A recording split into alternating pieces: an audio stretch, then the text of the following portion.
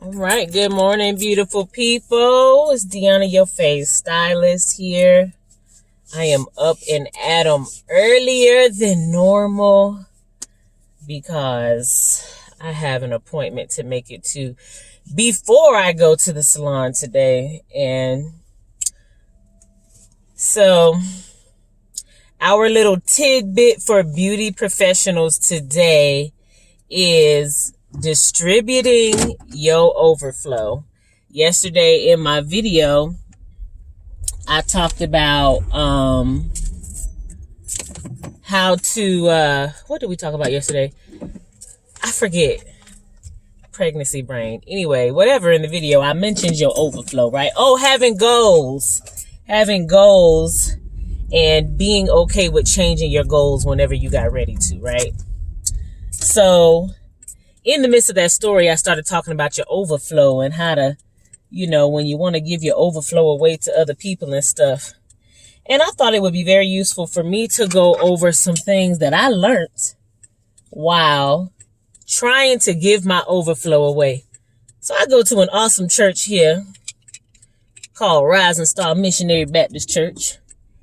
And our pastor oftentimes mentions that when your cup is overflowing, you got it like a tea saucer, right? And you got your little like teacup on it. And when your teacup is overflowing, the overflow falls down into the saucer. The overflow is for people around you. Those are the additional blessings that you get so that you can bless other people, right? So I decided at one point in time in my career as a hairstylist that I had so much overflow that I wanted to share, and I wanted to sow into other beauty professionals and make some money at the same time while sharing my overflow, right? These are some things that I learned about sharing your overflow as a busy beauty professional in the service industry. One thing about service, there's a bunch of different ways to service people. You can halfway do it. You can be detail oriented. You can be yourself. You don't have to act like some ideal model hairstylist. Speaking to the booth renting world, where there is a lot of leniency and blurred lines when it comes to professionalism, you can dress how you want to. You can listen to the type of music in the salon that you want to. You can, your hygiene could be any type of way.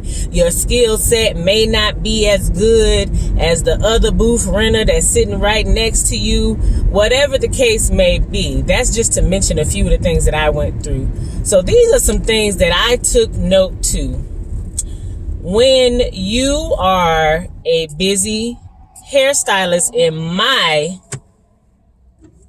situation, you have to think about it. So the first time I did it was when Melvira's hair studio was in the Solar Salon. And on my days off, I had thought that it would be a good idea to have young ladies come in and service the clients that I didn't have time to service Tuesdays through Saturday. My grand idea behind this was to get those stylists so comfortable in having somewhat of a clientele that by the time I moved the salon, because I knew that was in the works, by the time that I moved the salon to a different and bigger location, these hairstylists would already be trained up, or at least have somewhat of a sturdy clientele to take with them to the new salon, so that when we got there, they would already be in the game knee deep making money, That backfired because the hairstylist that I worked with just had a lot of life issues going on, which is a whole nother video. Personal issues and making sure you choose the right people based on, you know, what they got going on in their personal life. That does matter, because how people handle their personal life is how they're going to handle their business life. So in the midst of that, I found that I would give my clients to those hairstylists with little or no training, right? It would be little or no training. And I found that the clients were coming to the salon because they wanted to see Deanna, your fave stylist. And I would be ensuring them like, hey, you know, I'm going to pass you off to this young lady that helps me to take care of my overflow. She's going to take care of you really well. That is fine if that is the truth. But in some cases, I can be honest and say that wasn't the truth, because I had decided to work with stylists that either didn't want to put the time in to learn the skill sets that it took to take care of my people, or just the skill set just wasn't there and they needed to do a lot more practicing. So if you're gonna give your overflow to new and upcoming hairstylists, I strongly suggest, if and when you can, let them act as an assistant for you. And if they really hungry and they really trying to get it, they ain't gonna be looking to get paid to be an assistant. There are places that pay for you to be an assistant, but in a booth rent situation, it don't really work out like that. A good hairstylist will pay somebody for assisting them for the day. But sometimes as a new and upcoming booth renter, while you're building your clientele, you just need to come and sit in the salon and listen to things that are going on. Listen to how people are answering the phone. Watch how people are dressing when they come to work. Watch the go-getters. You know what I mean? When I first got here in Tucson and I was at Posse Styling Emporium, I might not have had nothing on the books, but I would be sitting up in that salon at least for half the day, and I would just be watching everything that was going on, the negative and the positive, because you can learn from both, you know. So another thing that you need to look out for when giving your overflow to other hairstylists is the details. There are small, minute details that you do for your clients that make them love you. Not the next hairstylist, but you. If you put a lot more detail into checking in with your people, and confirming with them and making sure they come in. There's things and details that you know about your clients that other hairstylists are not going to know about your clients that will make you behave with them a certain type of way. This client has alopecia and she's very self-conscious. So I know to take her in the back room whenever we unwrap her hair. Sometimes another hairstylist may not know those details, A great way to keep up with that is to take notes. Like we use a Vagaro software. So even though a lot of my ladies are independent contractors, I try my best to take notes and put it into the Vagaro so that if ever they do get one of my clients, they can go and look at the notes and be like, all right, boom, boom, boom, boom, boom, and kind of get built up on the rapport of what it is I do for this client and why I do it. Just a generalization so they're not completely lost if they take the time to look. What's another thing? Another thing about details, it could be the way you shampoo their hair. I shampoo clients like I am trying to massage their soul through their scalp, and my clients love it. Every hairstylist that I have had assist me with shampooing hair does not do it the same way. For that, I suggest you giving one of your shampoo services to your hairstylist that you want to help shampoo your clients and get them started so that they can get a feel for how you shampoo your clients. Because something as simple as that, some people come to the salon just to be touched. Many people live alone. We all have basic needs. Everybody needs to be touched every once in a while, whether it's your man, a hug from a family member, or you antisocial and you rather go get your touch needs taken care of by going to get your hair shampooed at the salon. Whatever the case may be, those small details matter. Some girls that would work for me, or a booth rent from me, dressed differently. They carried themselves differently. They spoke differently. The subjects of their conversation were different and at times immature. Those are all signs of an amateur stylist to somebody that's, I want to say an old head, but you know what I'm saying? My old school ladies that been coming and getting their roller sets and getting their hair done for the past 15, 25 years, they oftentimes ask for a seasoned hairstylist. So that means they want somebody that they know what they're doing. They don't want you sitting them in nobody's chair that is fresh up out of beauty school, ain't been paying attention to people, only want to be talking about themselves, come in here and ain't dressed professionally, ain't talking professionally, ain't walking with confidence. Everything about that situation says, this child is about to mess my head up.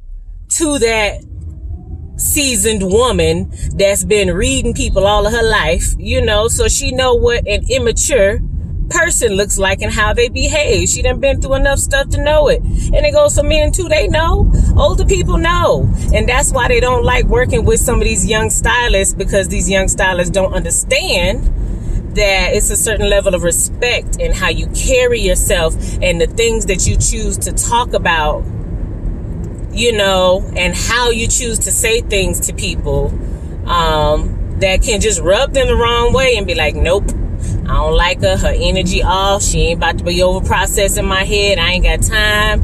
Many of these people they got hair issues already as it is. And now they got to be concerned with, is this child about to pop my hair off because she not paying attention? And then as soon as the beauty professional messes something up, they may have done everything right and it may have been something on the client's side. But as soon as something goes wrong, the first thing they're going to blame it on is this young, immature stylist that was in here playing and bitty bopping around. You know what I mean? So it's like you got to carry yourself professionally at all times when it comes to your clients. You got to watch what you say. You got to watch how you dress if you are looking to attract a certain type of clientele. Now, if you just trying to get Susie Q and them that want to pay you $45 for everything, $25 for everything, then fine. Then wear your Daisy Dukes and cut the holes in them and all of that stuff. But, if you want some seasoned adults that are professionals and established in life and reliable and have the income that to pay you what you want them to pay you, then you probably want to emulate how they dress, how they're on time. Be prepared to have mature conversations and not be talking about silly stuff all the time. Give or take. But anyway, I'm pulling up to my appointment. This was a video on how to handle your overflow and some things that you should look for and stray away from in your stylist to ensure that when you give your overflow to people, they're going to be able to take care of them. They got to be willing to come in and watch you, see how you move, why you do what you do. All of these things are very, very important. And I learned that the hard way. Now, another thing to keep in mind is everybody that you hire is not going to be meant to take over your clientele. Sometimes you just need to have a booth renter and she'll be there to help out. And if some of your clients trust him or her, that's fine. But don't always think that your clientele is automatically going to be the stylist that you hired clientele, because they move differently. There's going to be some stylists that will work with some of your clients. And there's going to be some clients that don't want to work with none of your stylists. I've had plenty of clients come in and sit in a stylist chair and immediately determine after that appointment that they will no longer be sitting in any more of my stylist chair, just based off of the one bad experience with that stylist. So you really, really got to be careful when you're sharing your clients. If you do share your clients, be honest and genuine and say, hey, you know, I've got this new girl. She's fresh out of beauty school. She's learning. I have taught her this and she knows how to do this part well, but she may not be so confident with that. It is better to refer a client away to another hair salon that you know can take great care of them if you're going out of town or maternity leave or whatever, before you sit them in a stylist chair that is not ready to take care of them. Trust me. Trust me. I had a young lady that I was confident. I was like, I know she could do it because she just had so much hustle and ambition about her. And my client wanted some lock extensions. And I taught the girl very quickly how to do the lock extensions. And I figured she could get it and freak it because she was so good at hair braids. And it's something about hair braiders. Hair braiders catch on to certain techniques a lot quicker than somebody that knows nothing about hair braids. And she was a good hair braider just naturally. So I'm sitting outside, everybody outside waiting. So I'm gonna sit in the car. So she was a good hair braider. So she just was like naturally good at some things. And she did a great job considering these lock extensions were her first one.